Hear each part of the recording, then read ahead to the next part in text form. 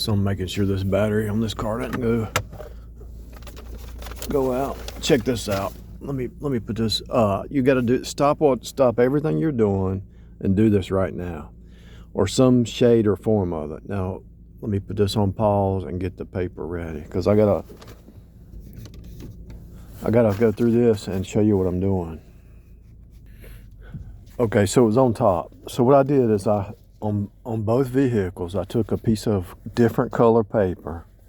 I stapled it, folded it. I've got this in the same package with all my other stuff, but my registration, I know exactly where it is. So if the police stop me, I pull it out, or if I gotta go pay my taxes, or if I need it for whatever, it's right here, a different color. Stop everything you're doing and go do that now. I'm charging this battery. Let me drive around, because I don't want this battery to go dead. And since it's cold, I'm gonna give you some advice. I'm gonna give you some information here that's gonna help you. All right, so when it comes to stuff around the house, you want to get some stuff done, right? You want to get some stuff done. I'm gonna tell you how to do it. You know how sometimes it takes you a long time to get stuff done around the house? I can tell you how to cut that by 90%. So on your day off, or your days off, put the same clothes on that you would at work. Put your shoes on, put your work clothes on, and get it done within an hour. Get everything done. Your clothes washed, everything in order, your trash taken out, organize your clothes, organize your food, go to the grocery store, whatever. Put the same clothes you have on with your job, and if you work for yourself, act like you're going to work. Treat it like a job, and you'll knock it out in an hour. Get all your pants lined up, get all your shirts lined up, get everything lined up, and you can do it within an hour. But treat it like a job. Registration, go do that now. When you want to get stuff done at your house, put your work clothes on, treat it like a job. Get it done in an hour, and you're done. Tools. You want to get a project done? Okay. You want to do a project? First of all, before you do anything, think about it. Google it. Google the pictures. Watch some videos. Meditate on it. Picture it in your mind how you're going to do it. Let's say you need to fix a floor joist under the house. Picture digging a hole, pouring the concrete, putting a piece of wood up, scabbing a 2x4, putting a jack up, then doing that. Picture whatever it is, hanging a blind. Speaking of blinds, well, everything's probably closed right now except for Walmart. I think I'll drive this truck just to Walmart just to charge the battery. Yeah, I think that's what I'm gonna do.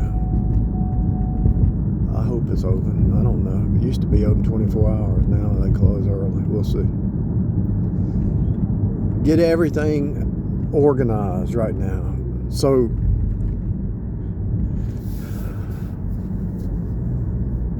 I actually this year I changed I increased my income from, you know, you're not going to believe this, but it's the truth. I can prove it. I increased my income from about $40,000 to $70,000. Let me say that again. This year, I've increased my income from $40,000 to $70,000.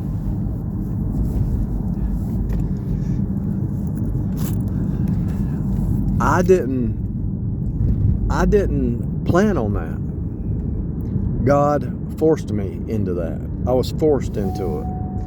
And one of the ways that I was forced into that, I mean, don't you think about that? That's insane. I increased my income from like what, 38,000 to 70,000. Now how's that even possible? Not even online stuff, just regular stuff.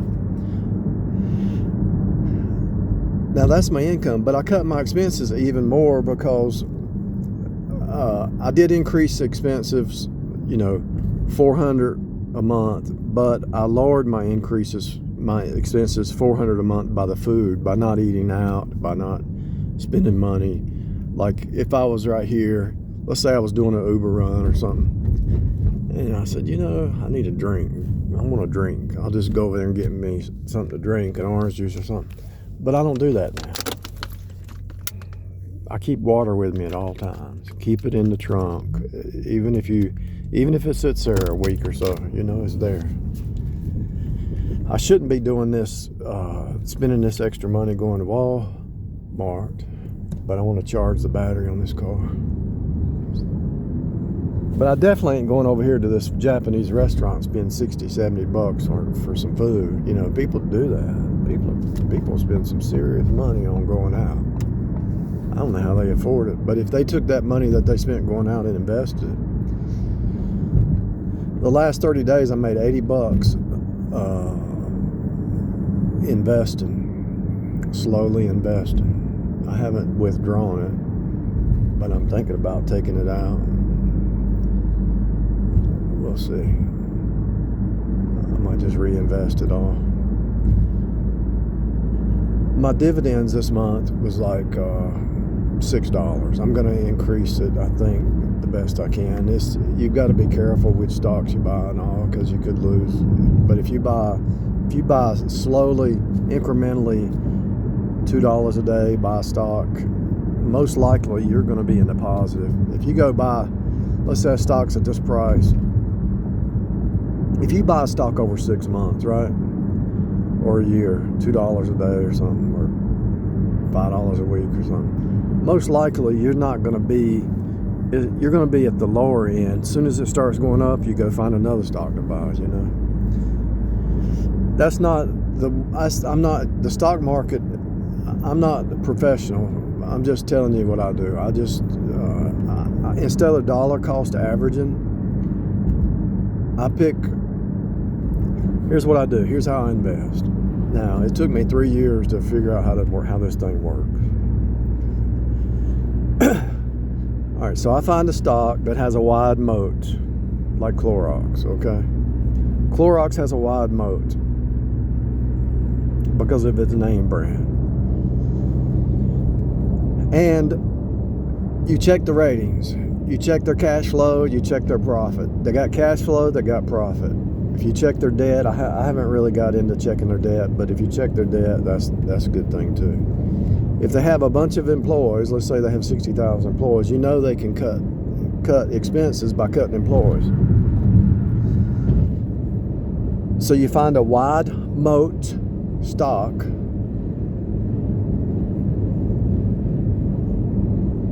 that has positive cash flow, has a profit, makes a profit, has a bunch of employees, has a good reputation with customers. Everybody needs Clorox, right? Everybody's got to buy Clorox. I'm not saying go spend $1,000 on Clorox right now. I'm saying dollar cost average evidently works, but I do this. I buy $10 of Clorox, okay? Let's say I started from the beginning, which I sold all my Clorox, took a profit, but I'm gonna start over. So I think I bought $10 today. So tomorrow, if the price goes down, I'll buy $2, $3. The next day, if it goes down, I buy $3. If it goes back up, I let it sit. If it's a big enough profit, I'll take a profit. If it's $2 or $3 profit on $15, I'm gonna take it because I know it's gonna go back down, and I can dollar cost average again. But I don't really do dollar cost average. I just buy it when it goes down a certain percentage.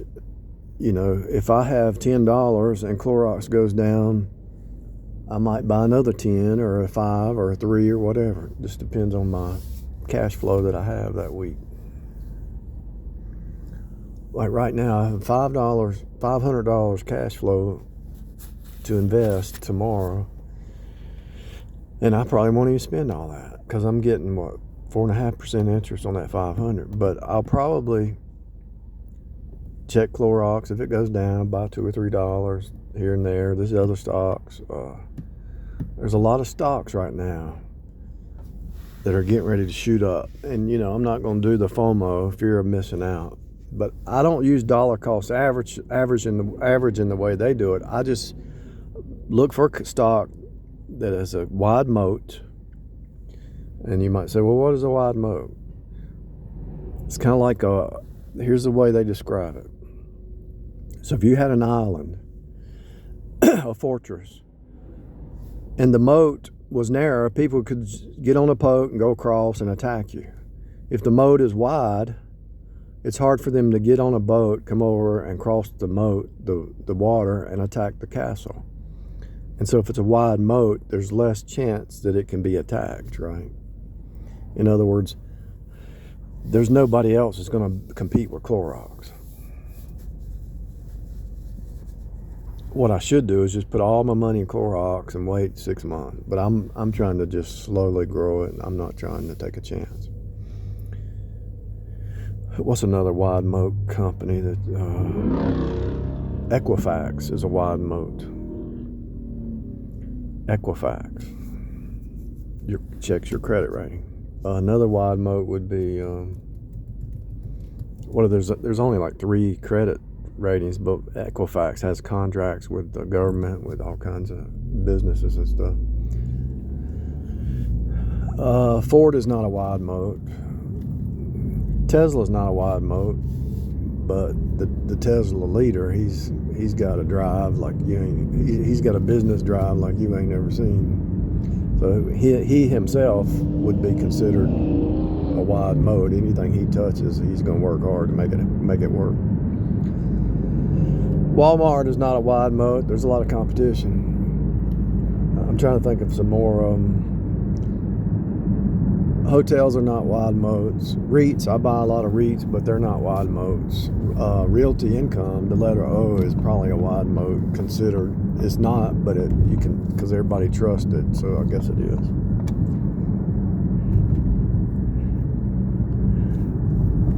I'm gonna go check some prices of some silicone and some other stuff. Compare it while I'm charging this battery.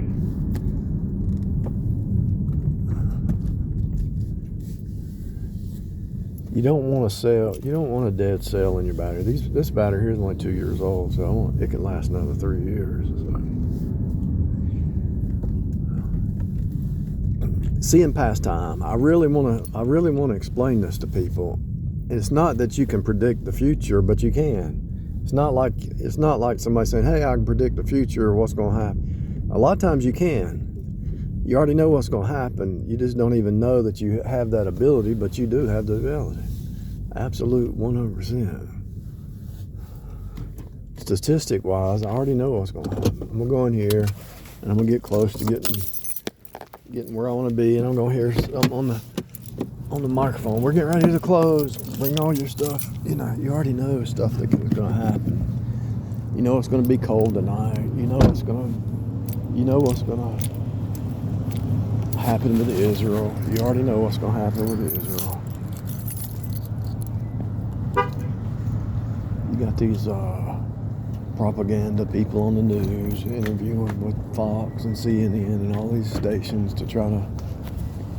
It's all propaganda. And don't be mad at the USA, because not only does USA do it, but all of them do it. China, they all promote a false narrative that's not even real, just to get you to side with them, with their agenda. It's all false narratives.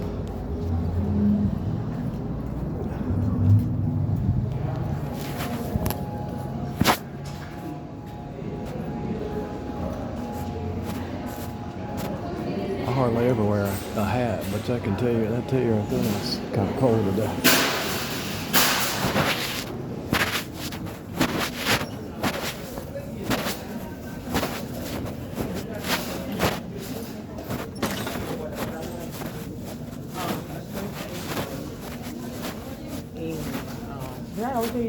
But you have to shift into the new reality. You have to change your whole state of being, your way of thinking and everything.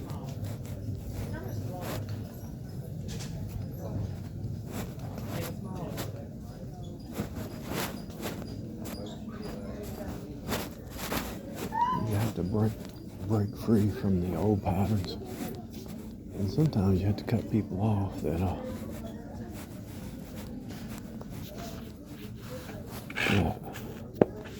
you have to cut people off that don't fit your vibration, if you want to call it that. Anyway, back about seeing past time. The AI devil uses time. The AI devil uses time. Time is befallen. Time is a cycle. Time is the snake. Time is the repeat. The AI devil uses time, the drama, the Draco Ma, the cycles of time, like Israel, like all these different things that's going on. I think that's what I'm going to buy today. It's got a thermostat.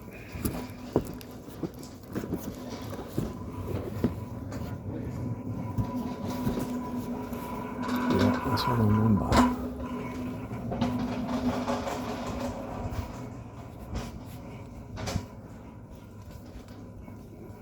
That AI devil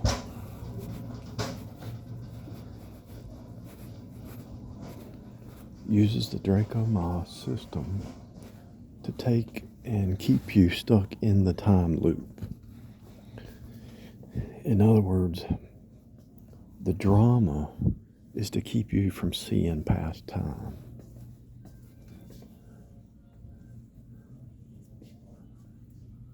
These lamps are cheaper than Home Depot.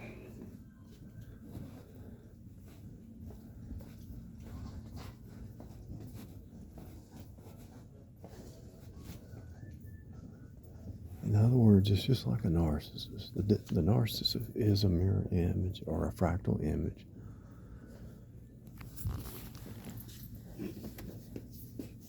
I can't reach that. Let me put this on pause so I can reach that. The AI devil keeps you from seeing past time to keep you all discombobulated. If he can discombobulate you, just like a narcissist, that can take away your equilibrium and you're not able to meditate on what's going on around you. That's why they want you in the music, the noise, the media, and all that. Because when you cut it all off, cut off the news about Israel, cut off the news about everything, and just meditate, you'll see the game.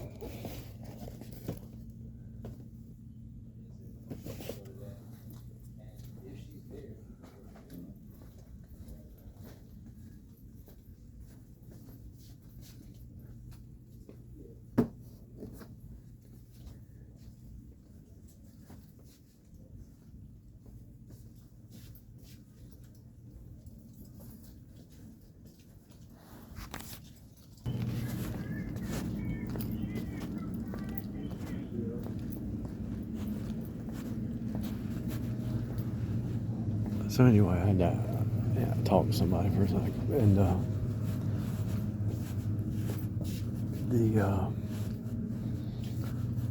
the drama of the system is a fractal of the drama of a narcissist. They have to create so much drama that you can't really see what they're really doing. That's how the CIA operates. Think about it. They create so many distractions here, here, here. It's right here in front of you, but you don't see it because all the distractions are so large.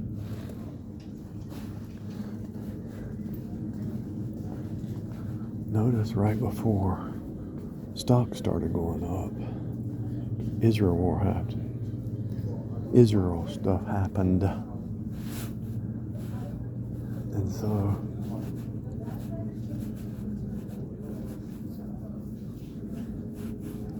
people have learned the game by keeping track of the cycles. And I told you it's a death cult, so you know they're not going to do nothing but create death, you know. It's a death call. I gotta fix a flat tire on a little scooter, so let's see if I can find some of the tire amenities. Tire repair kit.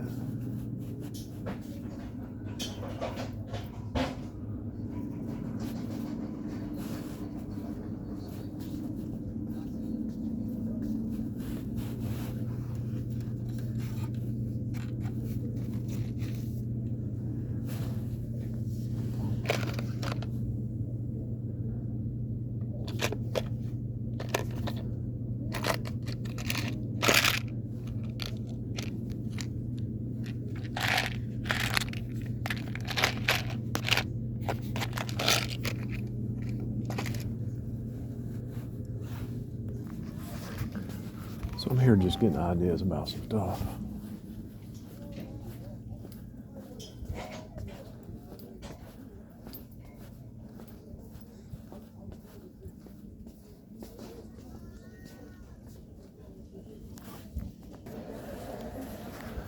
All right, so now I'm gonna go check some MCT oil, see if they sell MCT oil. I know they do, but I think it's in a different section. Let me walk down here to the pharmacy part.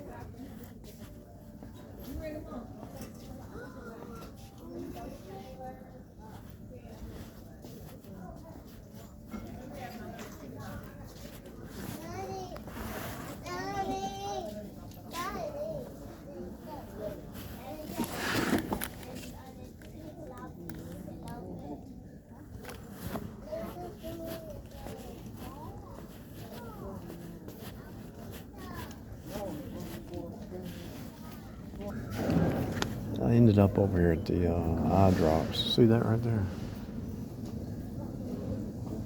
Carboxymethylcellulose. That's what you want. I don't know why this is cut open. That's crazy.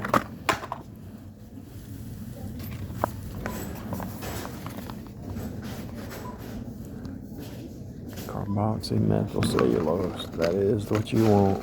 That restores, that actually heals your eye from any kind of scratches on it. Do the research, you'll find out.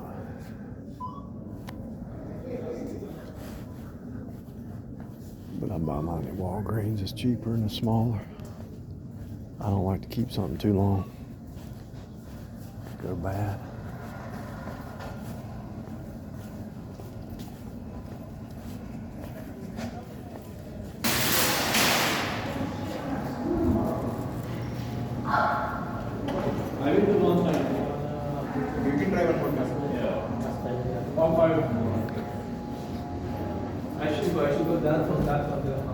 So yeah, I didn't buy anything. That's one way to save money. Just before you buy it, think, do you really need it? Or you just, is it based on some kind of emotional thing? But here's the deal. A lot of times you can meditate on something. Since you're saved, you're outside of time, right? And God will give you the desires of your heart. And so if you meditate on it and let God work it out. So let's say, okay, so that carboxymethylcellulose, I know I need it when this other one runs out. But I looked at the price, $15. It's too much. I'm sure Walgreens will have a special or something. Probably be $5 or something like that. So if you just wait, if you don't have to have something right now, what you do is you step outside of time. You don't have to worry. It's not going to go away. That chemical right there is not going away.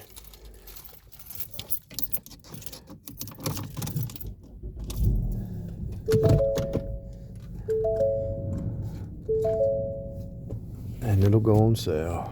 It might even show up at the dollar store. If you go down to the dollar store, you get a lot of stuff cheap.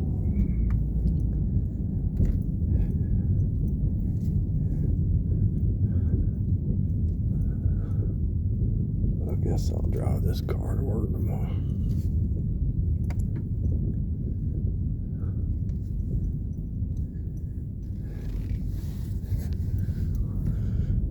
So,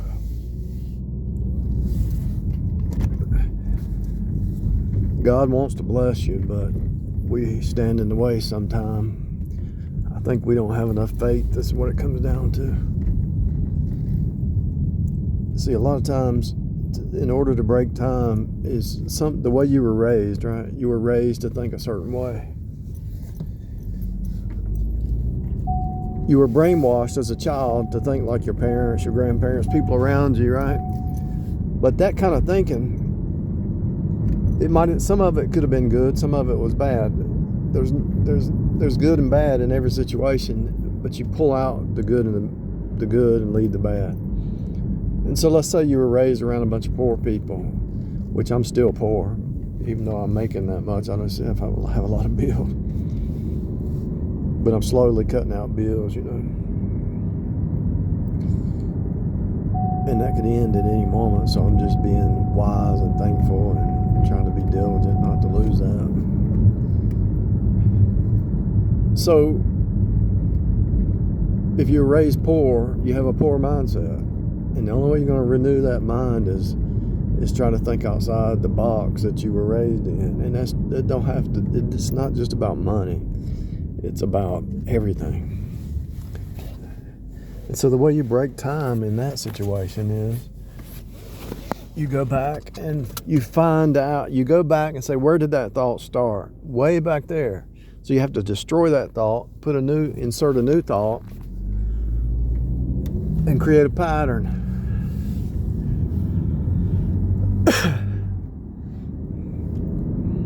I walked away from a lot of Jezebels in my lifetime. It was my own fault for even getting involved with them. I was trying to rescue them, but I could still just walk away, It was a lot of times, it was painful, but, I learned a lot it's all about what you learn through the whole process. Yeah, that other person's a real human, but if they're not willing to communicate, see, if you got somebody in your world that doesn't want to communicate, why one of you is not needed?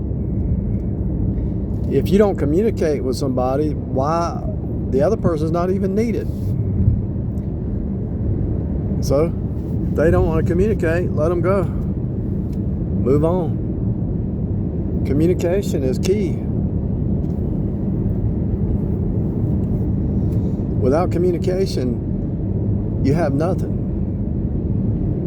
Communication is communion. Together, union. If you're in the same goal, trying to achieve the same goal, let's say two people get married, and you're trying to build a life together, but one's not communicating and one's not hearing you. It's not going to last. Preachers don't talk about this. The reason that they don't talk about it is because their marriage is probably they're not having communication in their marriage. They don't even know what the word means, really. Communication is communion. Together, M is water, your water vessel's in union. COM is together. M is water, your water vessel, your water body ship. Union, communion, communication. Same word. It's the same exact word. It's used in different places, yeah, but it's the same concept. It's the same root concept. And when you see these same root concepts, you see past time, you see past problems, so anytime somebody comes up and says, I got a marriage problem, all you have to do is say, who's not communicating? Why are y'all not communicating? All problems can be solved with communication. But somebody's not communicating. Hello? That's probably how Trump got so rich. He communicated. He made deals, Let's make a deal. Communication. You don't have to like what the other person says. You don't have to agree with them. But you have to communicate. Communion. This is why the Bible says don't commune with devils. So if you have an enemy in your own house who's a devil, and you're trying to communicate spirituality, holiness, set apart, what's right, biblical truth, they can't hear you. So they're gonna shut down. If you say, well, this ain't right, why are you wearing that? You look like a harlot. Why are you wearing that?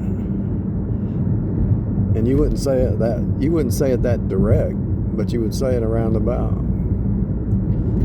If they don't want to communicate, because they don't want to hear you. If they don't want to hear what you have to say, then somebody's not needed. If they don't want to hear what you have to say and they're in a union with you, then why are they? They're not even needed. One of them's not needed. One party is not needed. Hello?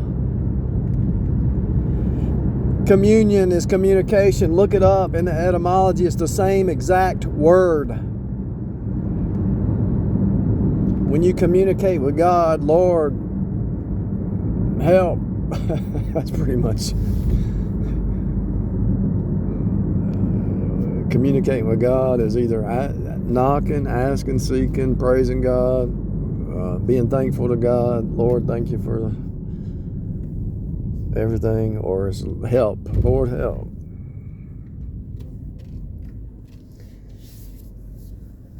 So when you're communicating with God, you're in communion. You know, they take the wine and the wine and the bread, right? The blood and the body, and say that's communion. But really, what's the symbology of that? You take on His nature. It becomes a part of you. So while you're down here in this spiritual walk down here, to commune with God is to go through what He went through and walk the path by faith. Lord, I'm surrounded by enemies. I'm surrounded by narcissists. I'm surrounded by Jezebel. I'm surrounded by legalists. I'm surrounded by the Pharisee. I'm surrounded by the Sadducee. I'm surrounded by the same thing that you were surrounded with, which proves there's no time. It's just the same storyline repeating. Look at those lights in series on that. And look at those trucks in a bay. If you go to one bay, it looks like the other bay. It looks like the other bay. And you're in series after Jesus, so there's no time. You're just following what He already did. Your thoughts are not your own.